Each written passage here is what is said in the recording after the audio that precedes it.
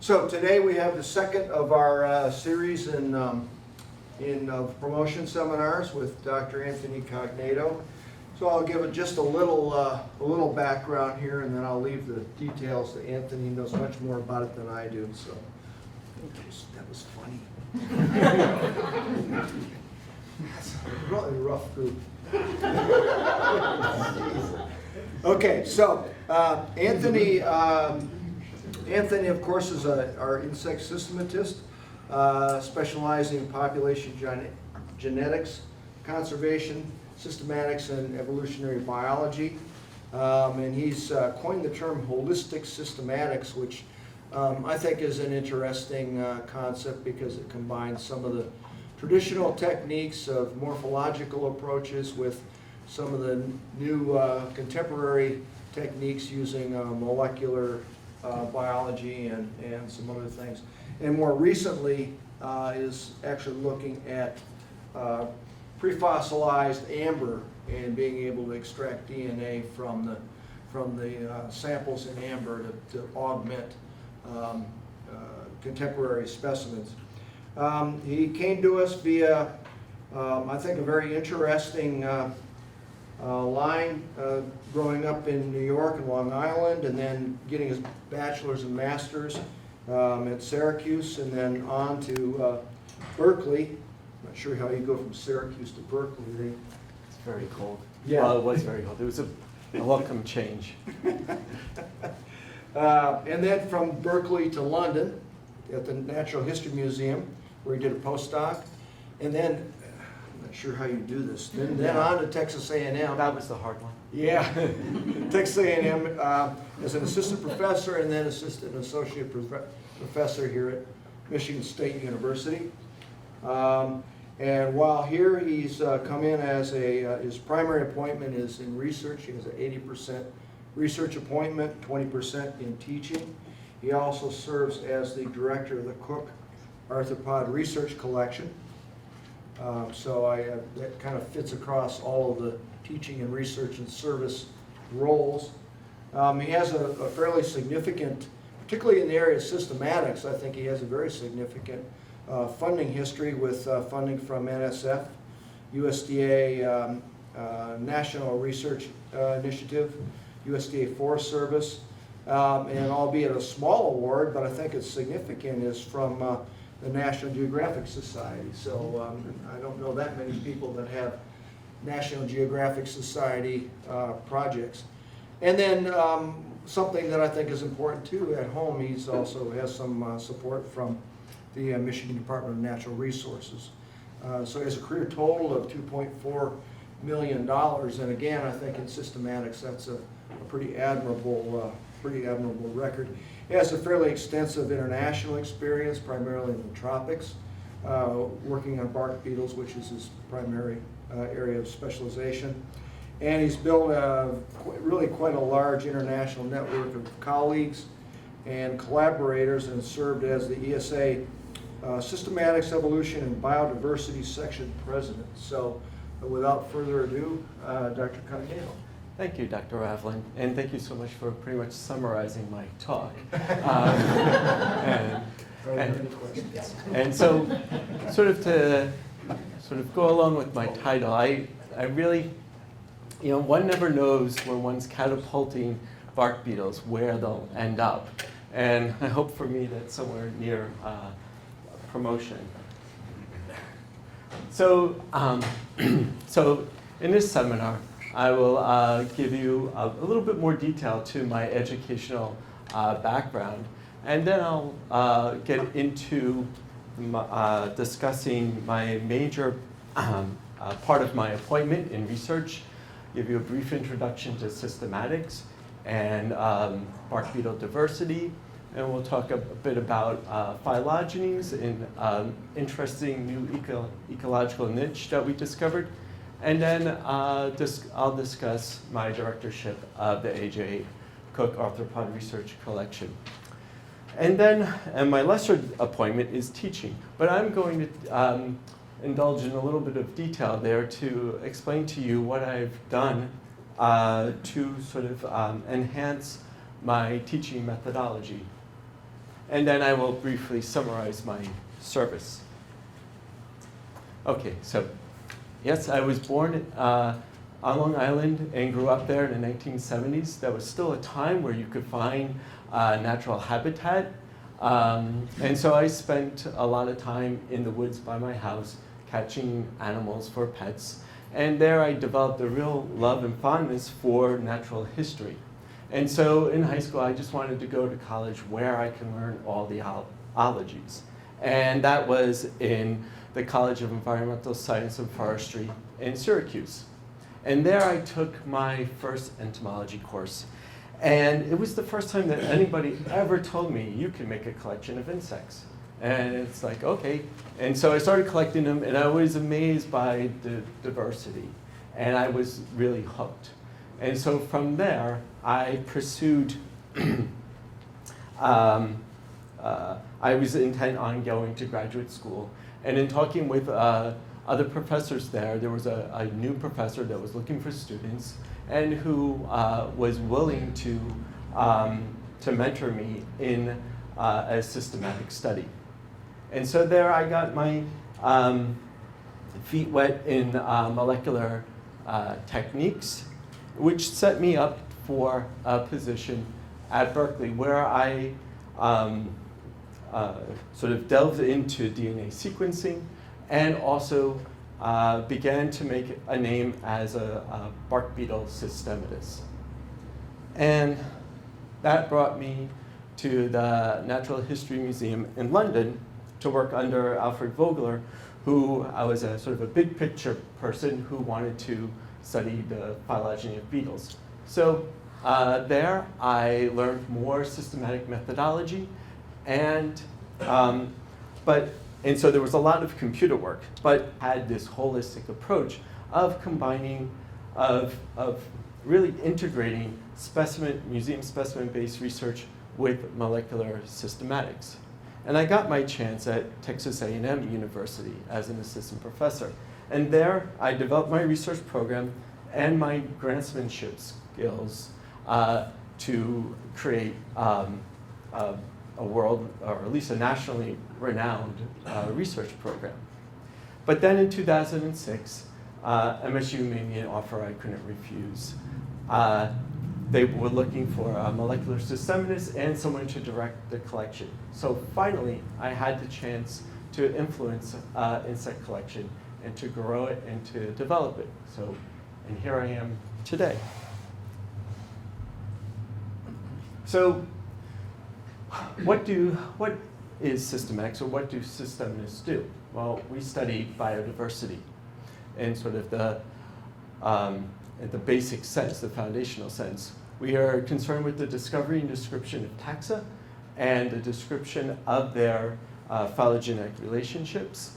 We gather lots of information about them, including their biology and ecology. And we make publications that organize this information within monographs and identification keys. And since we have all this raw data, we can also describe evolutionary and ecological patterns by using their phylogenies. And then we always in the context with the thought of why is there, trying to address the question, why is there all this taxonomic diversity? And the foundation to all of these studies are characters. And characters derive from all aspects of the beetle's biology, from the external morphology, internal morphology, DNA sequences, and even different chemicals that you might find in their pheromones. And these characters, you take these characters, you score their variation within a matrix, and then you solve a phylogeny for this matrix. So here we find that species B and C are more closely related, and they consist of a monophyletic group that is stem from a recent common ancestor. We know that, or we are inferring that because B and C share nucleotides in 2 positions. And so once we have a phylogeny, we can infer the taxonomy and evolutionary patterns using it. And that is the basics of what my research program does. So with 100 to 300, with 10 to 30 million potential species in the world, one needs to focus. And my focus is bark beetles. And these are small beetles, half a millimeter to maybe a centimeter. And most people overlook them. But I find them intrinsically interesting and beautiful. I mean, look at these, look at the morphology of the declivity. Look at those spines. This one's declivity is truncated. So, but who else cares? You know, why should people give me money to study them? And that answer, well, who should care are those that are concerned with trees. That is because the bark beetles make a lifestyle habit of feeding in trees and other plants' parts. They go about it two different ways. One way is that they bore underneath the bark and feed directly on the bark tissue, both the adults and the larvae. Another way is ambrosia feeding. And these ambrosia beetles bore into the xylem. They carry along with them fungal spores, which sporulate in the tunnels. And then the adults and the larvae feed on that fungi. And I'll speak a lot more of this later on in this talk. So these habits have given them the nefarious reputation as the #1 forest enemy. Probably most of you have heard of the mountain pine beetle, Dendroctonus ponderosi. This beetle, in the past several years, has destroyed from 70 to 90% of pine trees within a 88 million acre area within Western North America. And even more benign species, like Ips confusus, can cause damage during environmental stress. So in the early 2000s, the Southwest United States experienced heavy drought. The trees were stressed, and the populations of Ips confusus grew to an outbreak. They destroyed about 30% of the pinyon pine trees within a 1.5 million acre area. But the most insidious threat to forests are exotic ambrosia beetles that stow away within wood. This is wood that is used for crates or for shipping dunnage. And usually to save money, the shipping companies will cut down small trees, maybe come back and use them a week or so or even more later. By that time, beetles infest that wood. They get put on the ship. By the time they arrive in the US, the beetles are ready to emerge. And most of the beetles that do emerge are these that successfully colonize the US are ambrosia beetles. And they have agricultural impacts. Right now, avocado trees are under the threat of being extirpated from the US. Both in California and in Florida, there are 2 different species transmitting pathogenic fungus, which are killing the avocado trees. So enjoy your guacamole while you can. But my studies go beyond just the economically important species. I am concerned with the remaining undescribed diversity of bark beetles. There's maybe an estimate of 4,000 species ready to be described from the tropics. And describing this diversity will help us understand and deal with potential new exotic pests that might be introduced.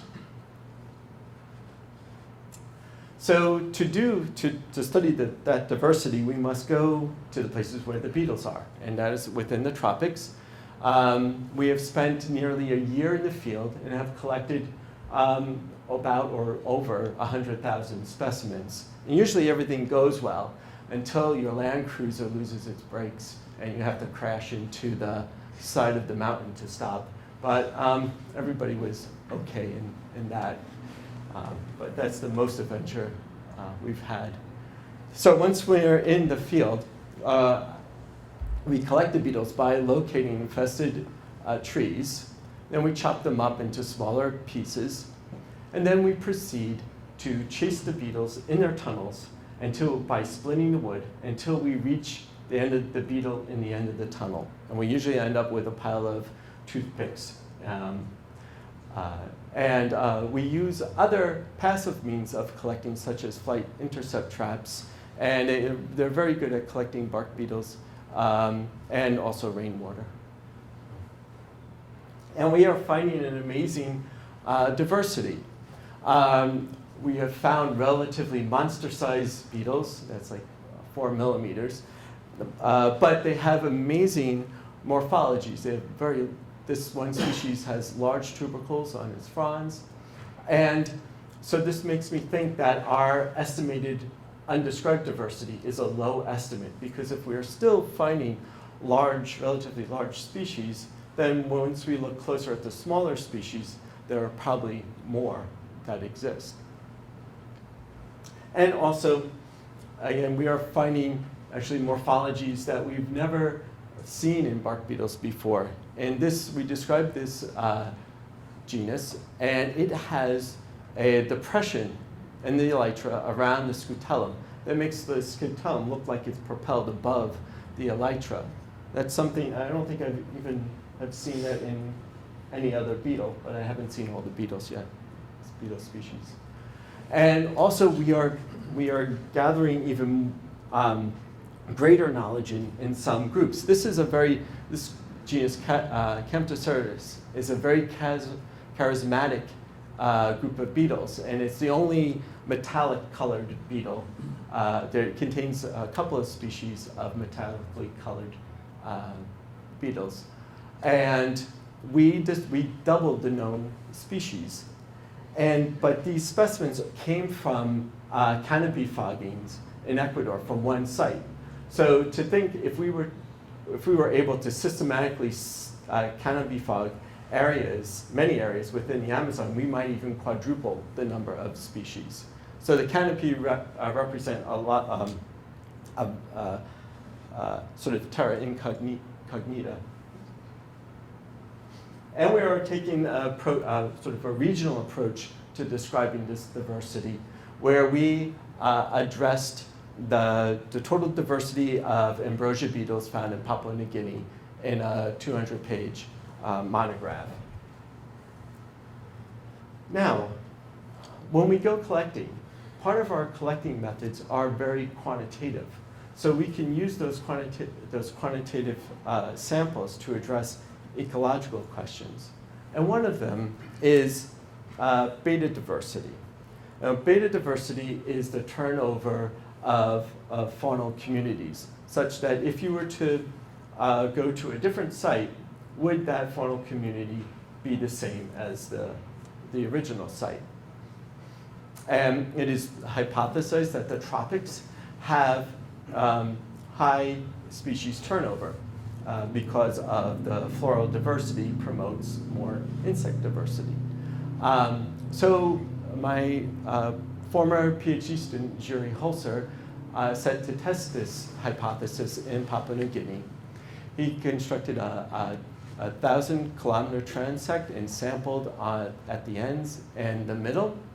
And what he found was that the community of bark beetles were the same throughout that transect, or at least at those sites. So we concluded that in Papua New Guinea that the bark beetle community is continuous. Now, we're hesitant to apply these conclusions to other tropical areas because this result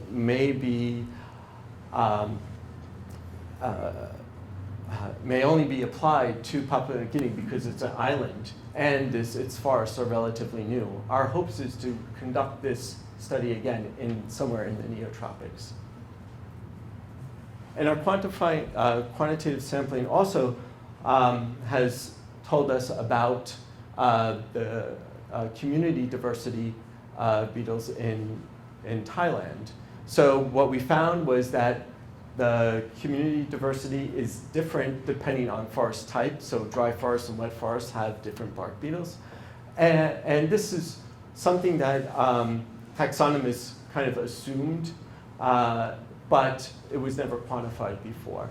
And also that species abundance differs by season, so that at one site, the same species are present throughout the year, but in the dry season, there might only be fewer individuals of that species. Now, with all this data, we try to serve it back to the world through electronic resources such as taxonomic and bibliographic databases. And we also make online keys for the identification of some of these beetles.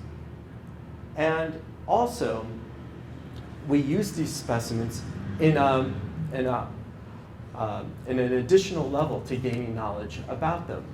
We can score morphological characters and collect their DNA to reconstruct phylogenies. And so I'll just explain two parts to this. One is at a higher level phylogeny of the family.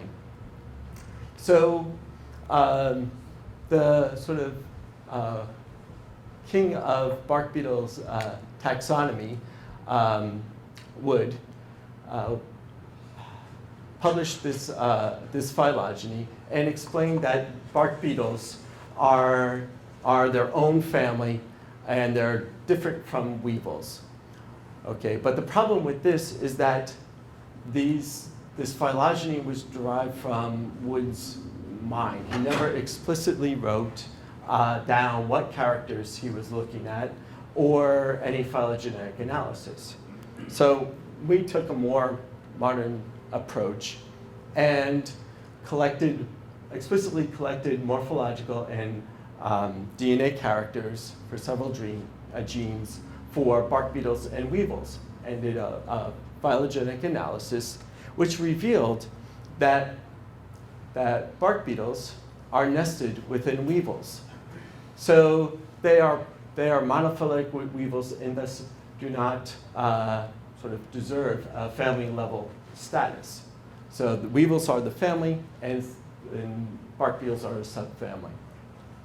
But with this phylogeny, we could even make more broader evolutionary conclusions. In a previous study, I described this fossil, this species, of an extant genus Microborus that was found in Burmese amber, which was formed about 100 million years ago. And we just so happened to have Microborus in the phylogeny. So Microborus is sister to most of the other bark beetles. So this suggests that the origin of bark beetles occurred in the mid-Cretaceous, which is later, or I should say earlier, than others had hypothesized. So I like to think that these beetles may have been feeding on a tree that was trampled by a dinosaur, perhaps. And then also, in another study, but more detailed study, with a larger sample size of species, of 200 sclerotyme species, we wanted to know the pattern of ambrosia feeding, or that is fungus farming. And we found that those that feed those ambrosia beetles had 9 independent origins. And when we dated those origins, the origins corresponded to times when the Earth was much warmer. Most of the origins occurred in the Eocene. But then we had a second burst of diversification during a mini hothouse where Antarctica melted and stayed unfrozen for about 10 million years. And during this time, the major group of ambrosia beetles, the Zalabarini, radiated. And there are about 1,200 species. So that brings me to another part of my research program, where it is an in-depth analysis and look at those Zalabarine ambrosia beetles. And perhaps it is their mating system that has contributed to their great diversity of between 1,200 and 1,500 species. So they have a haplodiploid system. Males are, this little mutated one, males are born from unfertilized eggs. They have half a genome. They are born first. They sort of hang out for the fertilized eggs to hatch. Those are females that he mates with his sisters. And so when the females leave their brood, they are already mated and ready to produce a new brood. So this is why ambrosia beetles are such successful colonizers of, say, the US or other areas. They have one female can start a whole lineage in a new area. Okay, so I was concerned with the basics. So phylogeny was not known for Zalabarines, and it also contains only a few genera, but one genus that contained over 500 species. So I wanted to know whether or not these Zalabarine genera were monophyletic and what were their relationships. We first set out by collecting morphological data, about 40 characters, and which was all we could find. And this is because the morphology is so catalyzed that not many characters change, and when they do change, they change the same way, so there's not much phylogenetic signal. But we were able to make some conclusions with this phylogeny, such that the genus Anisandrus should be recognized because it was monophyletic and associated with a unique combination of diagnostic characters. But then, of course, we collected DNA from several different genes, including mitochondrial, ribosomal, and nucleoprotein coding genes. We did several phylogenetic analyses for 155 species, and found greater resolution, but not as much as I would have liked, but still we could make further conclusions about the taxonomy. Now, the groups that are labeled in yellow were suspected genera, and we showed that they were monophyletic, and we subsequently described them. This genus here, Zalisandrus in red, was thought to be a monophyletic group, but lo and behold, it is polyphyletic. The genus as it stands contains species that derive from more than one ancestor. And then we can make sort of a regional conclusions where a group of Zalabarines from South America are monophyletic, and they exhibit a very wide range of morphologies. The interesting thing is that we think the Zalabarines, we estimate the Zalabarines originated about 20 million years ago somewhere in Asia, given that their sister species occur in Asia. South America was already separated from Africa by a large distance by that time. So this might represent a prehistoric introduction of Zalabarines to South America, and they've subsequently diversified. We hope to address that in the future with more detailed analyses. Okay, so our extensive time in the field led us to discover a really incredible new ecological niche that we term mycocleptism. Jury noticed that whenever he found these small orange beetles, they were always associated with this large beetle, or with larger Zalabarine beetles. And they always made their tunnels very close to the large one's tunnel. And when he dissected the wood and split it up, he found that their galleries, their tunnels, were intertwined, and the fungal hyphae was growing in between the tunnels. So he had an idea that, well, perhaps these smaller ones are dependent on this larger one for their fungus. And he sort of comically termed it that they were thieves and named them Mycoclepti for fungus stealers.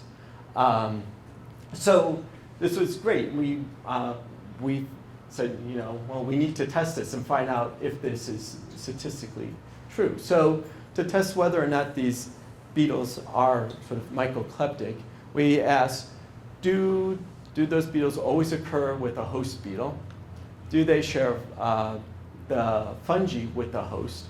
And do they have mycangia? Mycangia are morphological structures that hold fungal spores. And so most ambrosia beetles have them. So first test, purely looking at incidence of the mycocleptic beetles with larger beetles, and also scored when they were found alone. And as you can see, they were only found alone very few times. And when they were found alone, they were either dead or they were doing very well. So our sort of ecological data suggests that these beetles are dependent on being associated with these larger beetles. Then we wanted to know if the fungal communities were similar between the mycocleptic galleries and the host galleries. So for 16 species, we extracted the fungus from the gallery. Then we PCR'd the ITS region for the fungi. Now we knew that there were a lot of different species of fungi potentially associated, so we cloned each PCR sample. And then then we sequenced 24 clones to develop our database of fungal communities for each beetle. And so what we found we measured the similarity of the communities from being dissimilar to being the same. And what we found, and we compared among different species to have sort of a reference point, and same species. And so different species have different fungi. Same species of beetles tend to have the same fungi. Now, Mycocleptes tend to have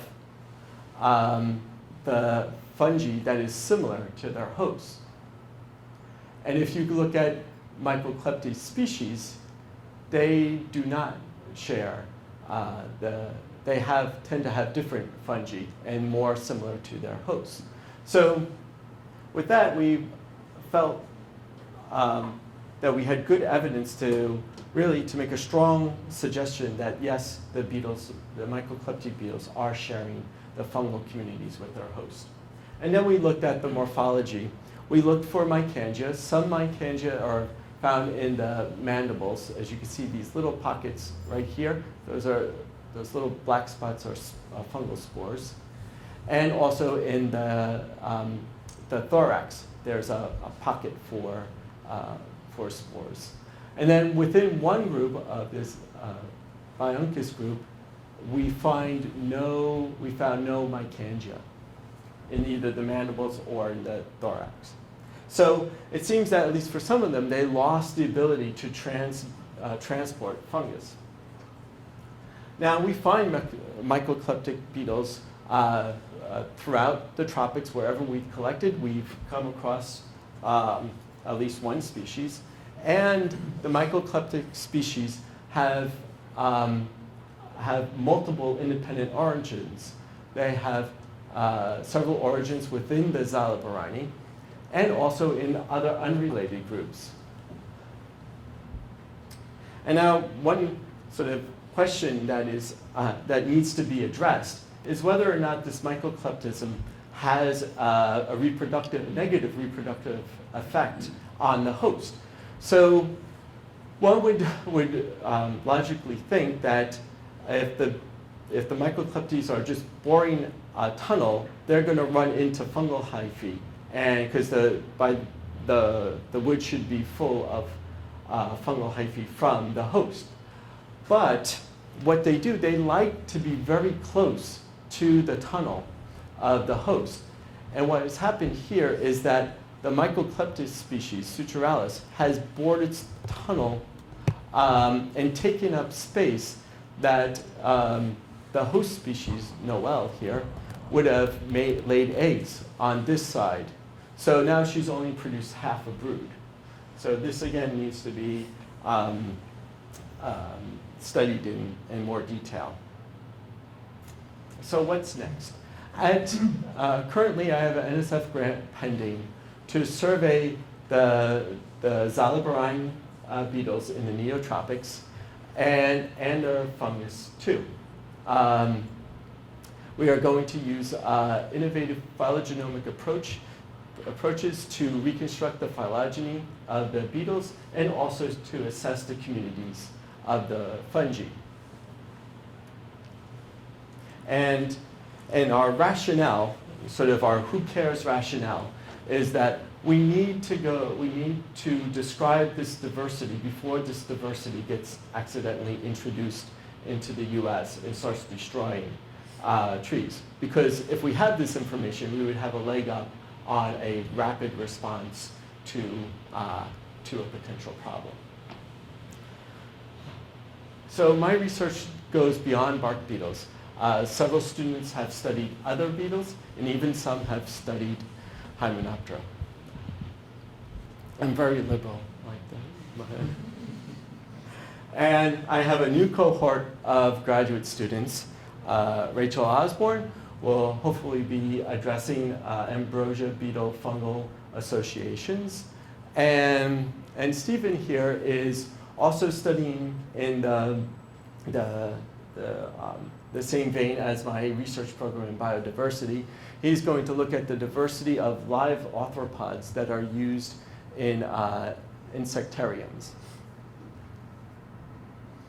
Okay, now a few comments about the directorship of the collection. This is why in part, the major reason why I came here was to guide this collection. And when I came, there was much to do. And we had excellent personnel and university resources that allowed us to start our plan to modernize the collection.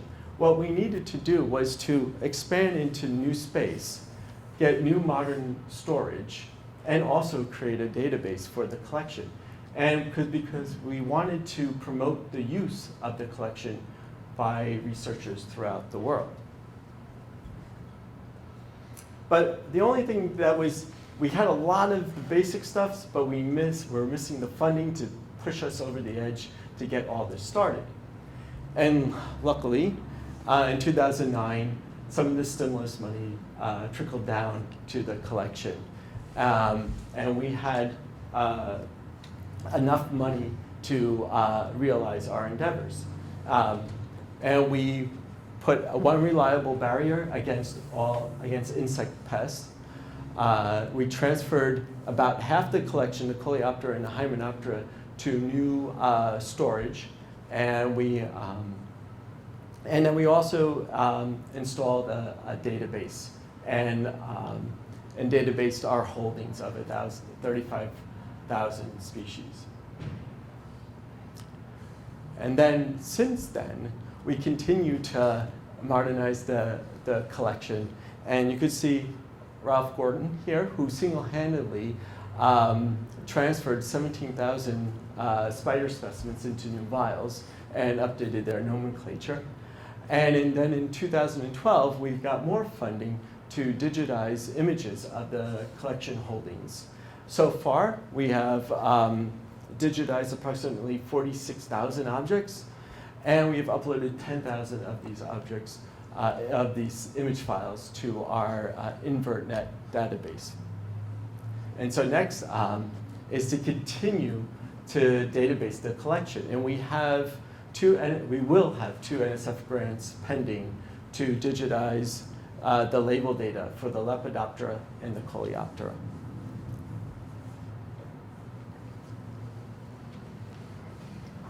So in summary, since 2008, I've garnered about $1 million in research and collection funds. My group has published at least 47 publications since 2008. They have a mean impact factor of about 3, and this is about 3 times that of the average for entomology journals. And these publications also include 4 monographs which total over 500 pages. And so for the collection, we have physically and electronically modernized it, and we've increased its use and recognition among the entomological community, and we've established a record of external funding, which is the first time in the collection's history. And also, with all this traveling and research going on, I have established an internationally renowned School of Time Systematics program. I have interacted with and collaborated with people throughout the world, and I am one of only 2 leading researchers within this field. My good colleague is in Norway. Okay. Now I'd like to take the opportunity to speak about my teaching. Starting at Texas A&M was really at the first time that I was introduced to teaching in small graduate classes. And since then, the style and the approach to teaching has changed, and I have learned a lot about how to be an effective teacher. But my teaching is based in my philosophy, and I want to encourage and develop independent thinkers. And I do this at 2 levels. I do it at the individual level, between one-on-one interaction with graduate students, and in the formal classroom setting. And there I am trying to implement modern teaching methods, and I will explain this more later on. So for graduate students, they are really important for the success of a department and university. They are the people that usually develop collect the raw data, they do the analysis, they often come up with innovative ideas. So an investment in the graduate students really is an investment in the department.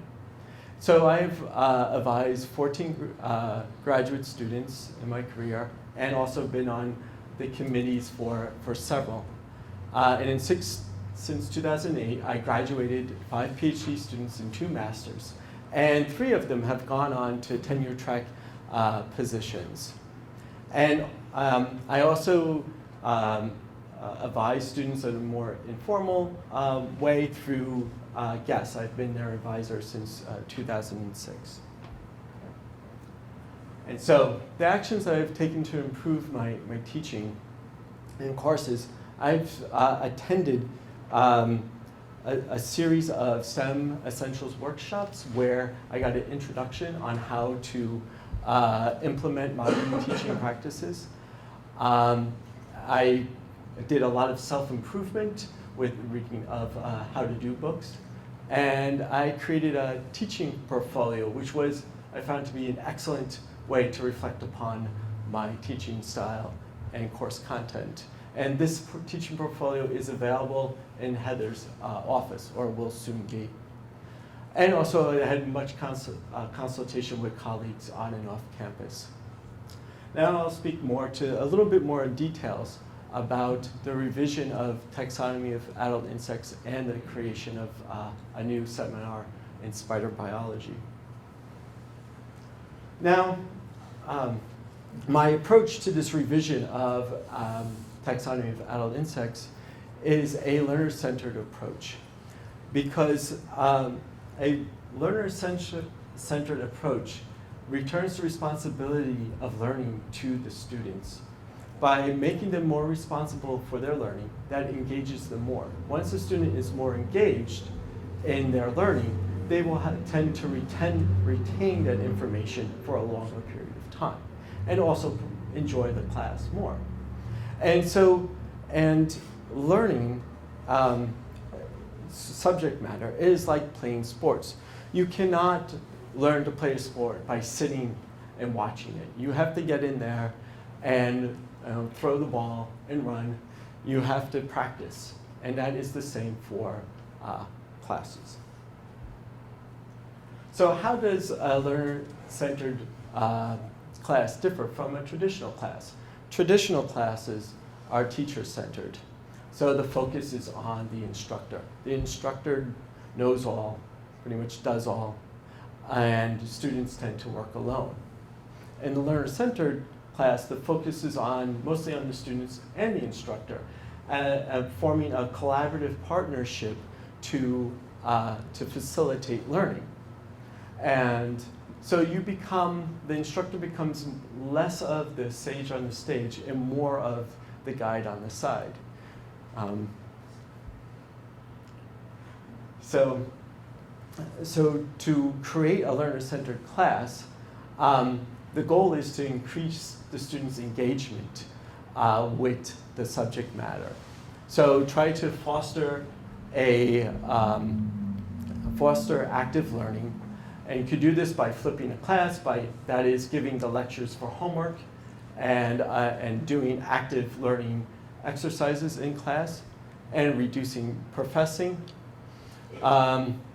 And also encourage the responsibility of the students by giving them a voice in classroom policies, and also letting them choose assessments. And also making a variety of assessments that are aligned with your educational objectives. But the creation of a learner-centered class is challenging, because everybody here probably has been entrenched in the mindset of a teacher-focused classroom. And so some students, it is difficult for them to accept that they can be responsible for their learning. So this is usually reflected in class evaluations, and it seems to occurs nationally in this blog that's titled "She Didn't Teach, We Had to Learn It Ourselves." And so it is part of the educator to try to ease the minds of the students. So this is how the evolution of this revision occurred. In 2007, I moved the class to the fall session. Before then, it was taught in the winter, and there was no opportunity for students to go outside and interact with live insects in nature. So by doing this, I added an active learning assessment to the class, which increased student engagement and appreciation of insects. Okay, in 2009, I went full throttle and flipped the class, and I gave the lectures for homework so the students could concentrate on studying the specimens to have more active learning. I thought that was in their best interests. However, some students did not care for it. They felt that they were thrown in a pool of cold water, and I've got comments that there were literally no lectures or any teaching done in any way. But other students, by far the majority of them, found that they liked that setup, and they liked learning the material on their own time. But I took all these comments to heart and decided that, okay, this isn't going to work for everyone. I have to lay off the flipped side of it. So I dampened I added the lectures back, but sort of abbreviated them. And so still allowing for some more time for interaction with specimens. And this seemed to help alleviate their concerns. And then in 2000 and 2013, I really, and upon reflection of my teaching in the class, I realized that I was not effectively serving all students. So I totally revamped the syllabus, and I added more assessments, which included a variety of learning abilities, so I can increase the engagement of the students. So the effect, I think I finally am on the right directory of teaching an effective learner-centered class, and also a more rigorous class too. So students are now required to complete at least 7 assignments perfectly for a 4.0. Okay, not everyone gets 100% on their assignments, so they end up doing 9 or 10. And so that, by doing this, they get exposure to all aspects, many aspects of taxonomy by doing that. And this is, and in previous years, there were only 5 requirements, 5 assessments required, and students needed 90% to get a 4.0. And I think I'm effectively delivering knowledge. In the SIRS forms, query number 8 is very informative. They ask for what was your improvement of your competence in this area due to this course. So if we plot this by year, in 2009, I was near average, but then steadily in 2011, got close, was a solid above average, and now in 2013, I'm approaching superior. And I hope this trend will continue. And the students are satisfied. They thought the class was well taught, and they also liked the choices of assessment. So the evolution of this class will forever be going on. I will always use what I've learned from the previous years to improve the class. For the next time I teach it, I'm going to try to facilitate more student-student interactions, so to promote active learning. Now, brought by student demand, I created a seminar concerning spiders. And this is designed with elements of learner-centered philosophy, but I tend to have a slightly more formal lecture. But I'm using all the modern techniques that needs to try to promote student learning. I use a lot of narratives to discuss spider biology. And I also have some labs that they actually can look at live spiders and spider specimens. So this class was a hit. Students enjoyed it. And they felt that they learned material too. They enjoyed it so much, they wanted more. They wanted more taxonomy. So for the future, I hope to add a lab component to this class, so to facilitate the study of specimens. And this will also increase their engagement in the material. Okay. I also do a lot of off-campus teaching. I've helped teach and organize several bark beetle identification workshops. And whenever we're in the field, we always educate, usually local foresters, on bark beetle ecology and identification. And I've also done outreach at local schools, usually explaining the amazing insect diversity. Okay. Summary of service. I've done a fair share of service on and off campus. What I'm particularly proud of was my service to the entomological Society of America as the president of the systematics section. There I had the opportunity to help develop grants and aid of research program for graduate students. I'm currently a council member of the Coleoptera Society. So for the future, I'm going to continue this holistic approach to my research program, but I'm going to try to increase the cross-disciplinary research aspects of it. So such as combining a survey of ambrosia beetles and their fungi and using phylogenomics to describe that diversity. And also I really want, with all this databasing of the specimens that are in the collection, I hope to position our collection as an internationally renowned collection for a treasure trove of specimens. And I will continue to improve and innovate my classes. And I really hope to use my experiences to mentor others on this same career path that I am. So finally, I'd like to thank my mentoring committee members for their great advice. Of course, my graduate students and Gary and the adjunct curators, thank you for your care of the collection. And then the undergraduates that have worked in my lab, who were sort of had to do the boring and dirty tasks, and the department for their support of my research program and the collection, and of course my colleagues across the world too. Thank you. Lectures or homework.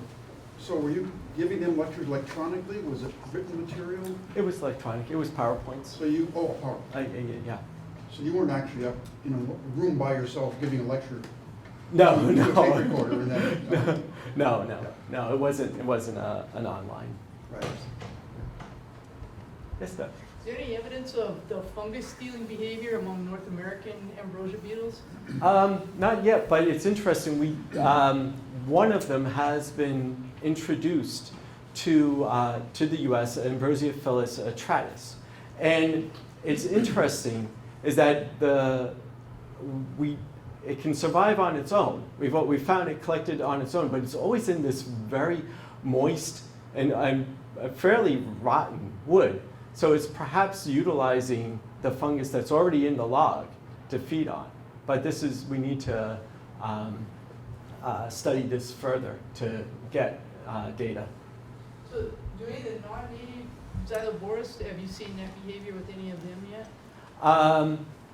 The ones that are established in the North? That's one of them that's established. That's a non-native beetle, that Ambrosiophyllus.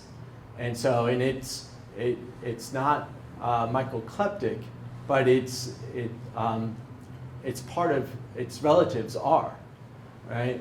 But when we collect it here, it's found in very rotten wood. Yes. Anthony, follow-up, it looks like there's a relationship between bark beetles, blue stain fungi, and termites. Okay.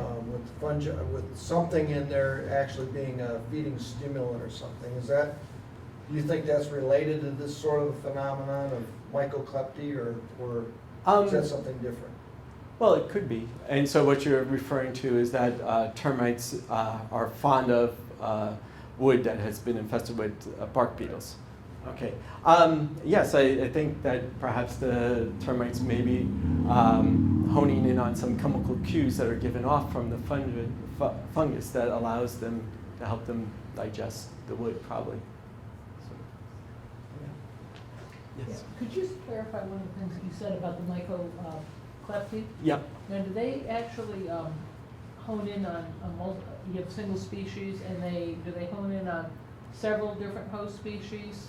Yes. Okay. Yeah. So they're not unique to one host species. No. And sometimes they'll parasitize each other. So you can have like a string of like you have the main host, and you have one mycoclepty, and you have another one, and so make a chain. Yeah. Okay. Yes, Julie. I I was interested in the haplodiploid aspect of it. Are all ambrosia beetles like that? Or because I must have missed it. All when you- xyloborine All the ambrosia xyloborine? beetles are. Okay. There are other ambrosia beetles, and some of them have a usual diploid mating system. It's really, it just makes me think of bees right away. Right. You know, clear, but, and whether, and I could see that from a pest perspective, if you're trying to control it, then a single female would become very important Yes. for monitoring for Yes. it. Yes. So, And yeah.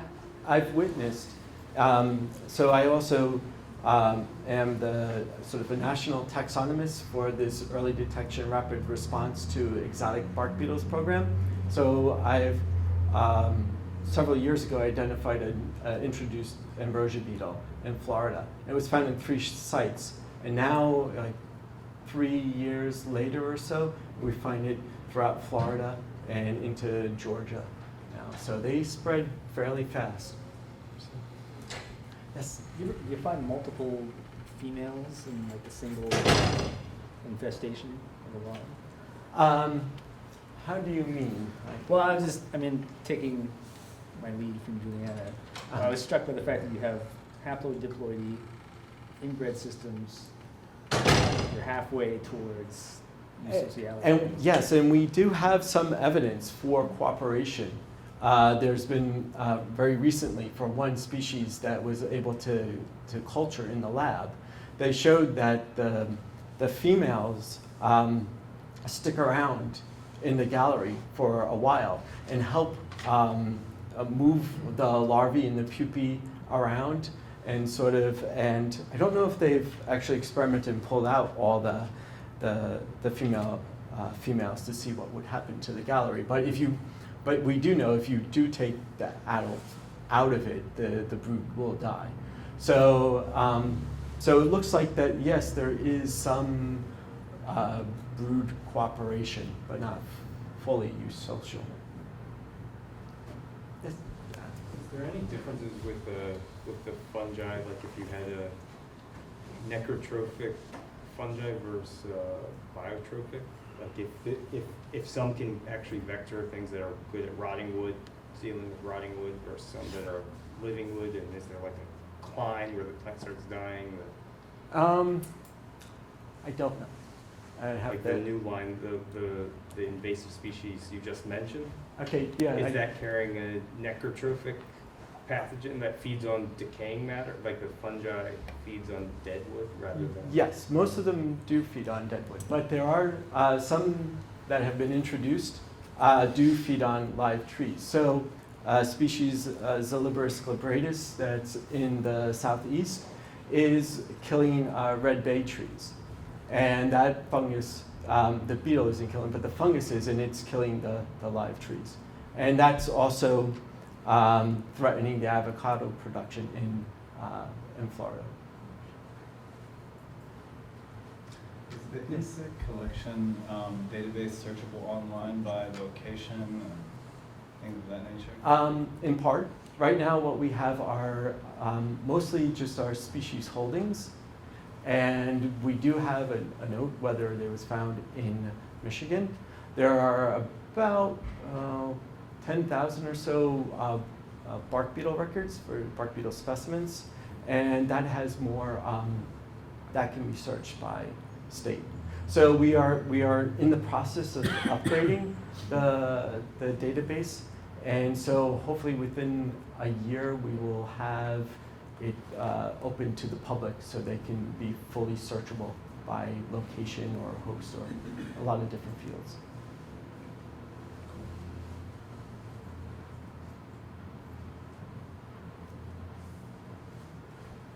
I'm good. One more. Okay. No, I thought you did a nice job on the, talking about the different teaching approaches, because that's a pretty contemporary issue these days. And the idea of a flipped classroom is always out there. Right. And yet you seem to, you and the students struggled with it, because it just didn't, I don't know, the expectations by the students maybe didn't Yes. fit that, but can you talk a little bit more about that and maybe maybe what some of the dynamics are there, because I think a lot of people struggle with it. Right. Well, I wouldn't advise anyone to go to do what I did and just totally flip it. But it seems that